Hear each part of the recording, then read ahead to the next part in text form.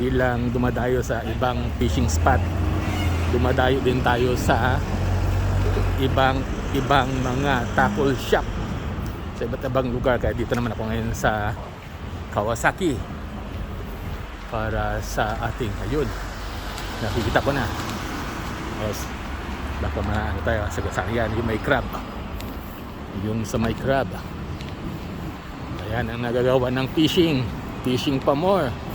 Hindi lang fishing spot ang dinadayo, kundi pati ang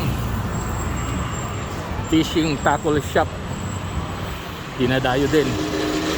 Yan, dumayo ako dito kasi naghanap ako ng bagong fishing rod kasi yung aking yung telescopic rod ko ay nasira. Kaya try natin maghanap ng two-piece. Ayan ang Churiya Jusuya Kawasaki. Ayan. Tingnan lang, baka masagasaan tayo. Jusuya, yan. Churiya Jusuya.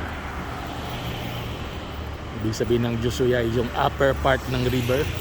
So yung unang upper, yung unang kanji upper, tapos yung pangalawa sa gitna ay river, tapos yung sa last naman ay tindahan.